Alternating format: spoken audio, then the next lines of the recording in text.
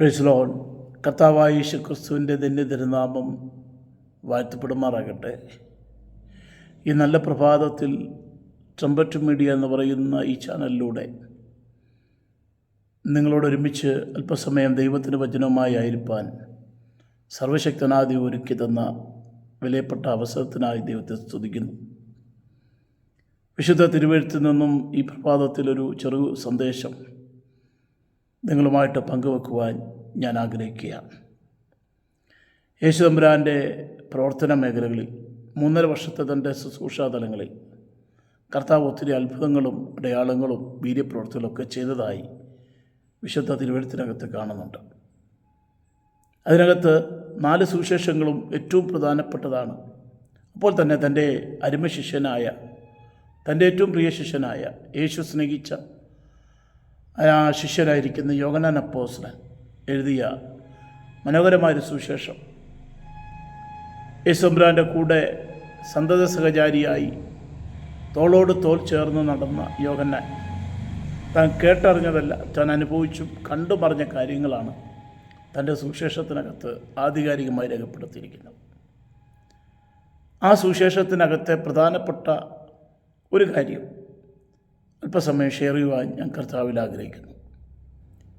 ഇതിനകത്ത് 1-ാം അധ്യായം പഠിക്കുമ്പോൾ അതിൻ്റെ 35 മുതലുള്ള വാക്യങ്ങൾ നാം പഠിക്കുമ്പോൾ ഇങ്ങനെയാണ് കാണുന്നത്. യോഹന്നാൻ സ്നാപകൻ തൻ്റെ ശുശ്രൂഷ വേളയിൽ ആ സമയത്ത് യേശു തമ്പുരാൻ കടന്നു പോകുന്നത് കണ്ടുവച്ച് തൻ്റെ കൂടെ നിൽക്കുന്ന ശിഷ്യന്മാരോട് യേശുവിനെ പരിചയപ്പെടുത്തുന്നു.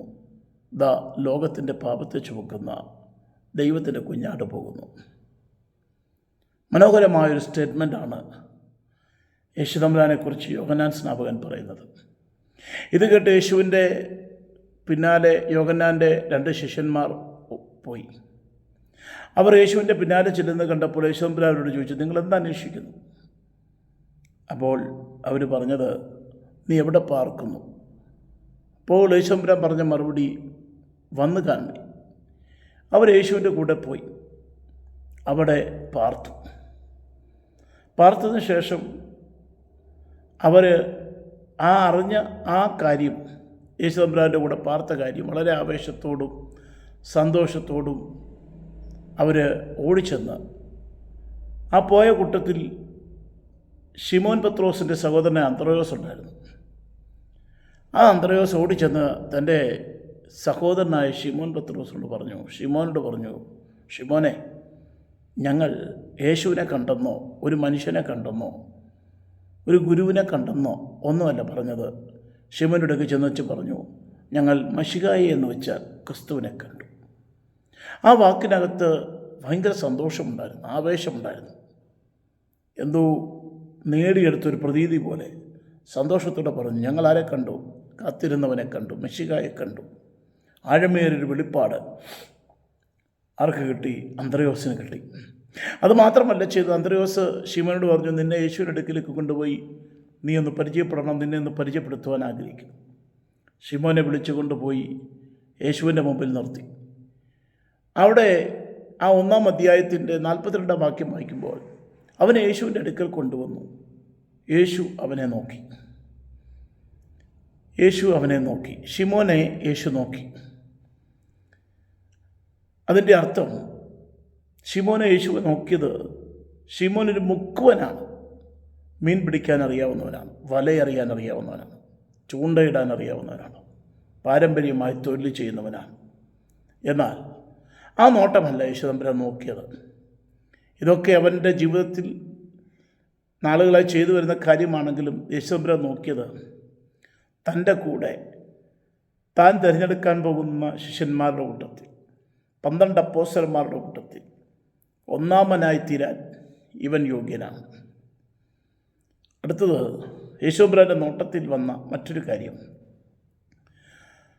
യേശു തമ്പുരാൻ്റെ കൂടെ നടക്കുമ്പോൾ നമുക്കറിയാം, എടുത്തിയാട്ടക്കാരനും വെപ്രാളിയും ഒക്കെ ആയിരുന്നവൻ, ആവേശത്തോടെ പല കാര്യങ്ങളും പറഞ്ഞിട്ടുള്ളവൻ ഒക്കെ ആയിരുന്നെങ്കിലും യേശു തമ്പുരാൻ നോക്കിയ നോട്ടം യേശുക്രിസ്തുവിൻ്റെ മരണടക്ക ഉയർത്തെഴുന്നേൽപ്പതിന് ശേഷം, യേശു സ്വർഗാരോഹണം ചെയ്തതിന് ശേഷം അപ്പോസ്തല പ്രവൃത്തിയിൽ വഹിക്കുമ്പോൾ പരിശുദ്ധാത്മാവിൻ്റെ ശക്തി പ്രാപിച്ച ജനം 120 പേര് കൂടിയിരിക്കുമ്പോൾ ആ കൂട്ടത്തിൽ ശിമോനും അഭിഷേകത്താൽ നിറയപ്പെട്ടവൻ. അപ്പോസ്തല പ്രവൃത്തി 2-ാം അധ്യായത്തിലേക്ക് വരുമ്പോൾ അഭിഷേകത്തിൽ നിറയപ്പെട്ട ശിമോൻ 11 പേരോടുകൂടെ എഴുന്നേറ്റ് നിന്ന് പ്രസംഗിച്ചു. കർത്താവിനെക്കുറിച്ച് ആഴമായ മർമ്മങ്ങളോട് പ്രസ്താവിച്ചു. നാം ഒന്ന് ചിന്തിക്കണം, അതുവരെ പ്രസംഗിച്ചിട്ടില്ലാത്ത, പ്രസംഗം എന്തെന്നറിയാത്ത, മീൻ പിടിക്കാൻ മാത്രം അറിയാവുന്ന സാധാരണ മുക്കുവൻ ആ നിമിഷം എഴുന്നേറ്റ് നിന്ന് പ്രസംഗിച്ചപ്പോൾ, ദൈവവചനം പ്രസംഗിച്ചപ്പോൾ, യേശുവിനെക്കുറിച്ച് വളരെ ശക്തമായിട്ട് സുവിശേഷീകരിച്ചപ്പോൾ നാം ആ ഭാഗത്ത് വായിക്കുന്നുണ്ട്. 3000 പേർ ആ സന്ദേശം കേട്ട് സ്നാനപ്പെടാനിടയായി. പുതിയ നിയമസഭയുടെ വളർച്ച അവിടെ ആരംഭിച്ചു.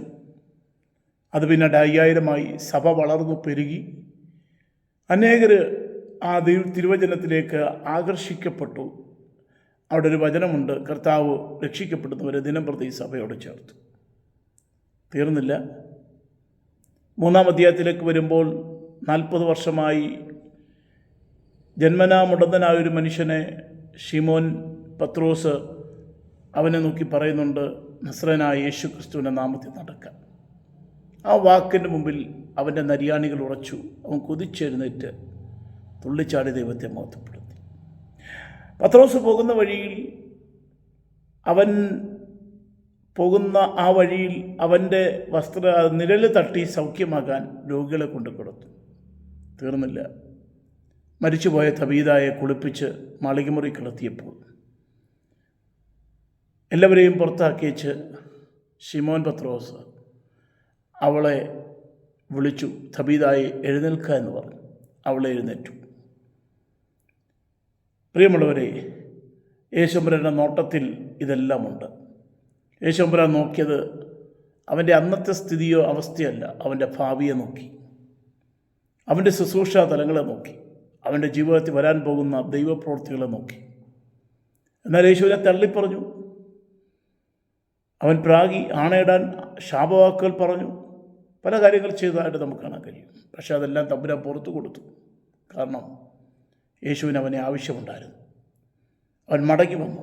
ശക്തനായ ഒരു ശുശ്രൂഷകനായി, ഭയമില്ലാതെ യേശുവിനെ പ്രസംഗിക്കുന്ന ഒരു സുവിശേഷകനായി ശിമോൻ പത്രോസ് മാറി.